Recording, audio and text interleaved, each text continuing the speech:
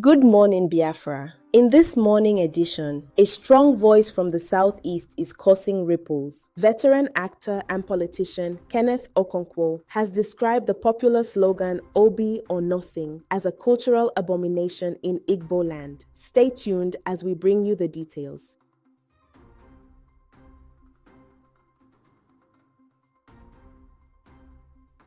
A former spokesman to Peter Obi during the 2023 presidential campaign, Kenneth Okonkwo, has delivered a scathing critique of the Obi-or-nothing slogan, warning that it could damage Peter Obi's political future in 2027.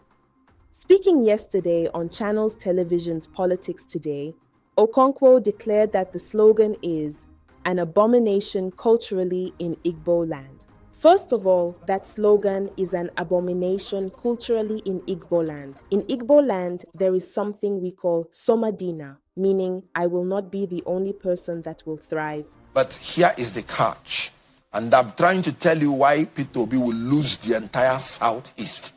Have you not heard of the slogan, Obi-or-nothing? First of all, that slogan is an abomination culturally in Igbo land. In Igbo land, there is something we call Somadina. Somadina means that I will not be the only person that will thrive. I will not be the only person that will succeed. I will not be the only person that will live. And now, Obi-or-nothing.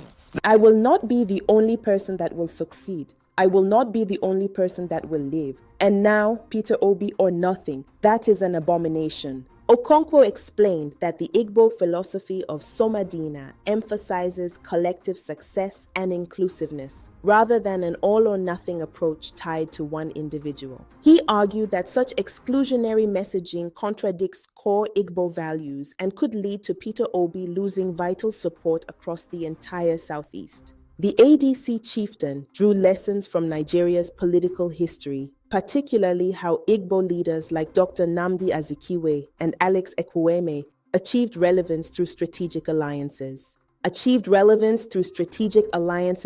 the Civil War, producing a vice president and other key positions. This development comes as political realignments intensify ahead of the 2027 general elections. Kenneth Okonkwo, who has recently distanced himself from Obi, also accused the former Anambra governor of showing ingratitude to political figures such as Atiku Abubakar. He stressed the need for broader coalitions rather than rigid personal loyalty slogans. While supporters of Obi-or-nothing see the slogan as a powerful expression of commitment to good governance and Peter Obi's vision, critics like Okonkwo believe it is divisive and politically counterproductive in a multi-ethnic democracy. Reactions continue to trail Okonkwo's statement on social media, with many describing it as a bold but necessary intervention. Family Writers Press International will continue to monitor this unfolding story. This is Mary Kanu reporting for the morning edition. Stay informed, stay empowered. We'll be right back after this.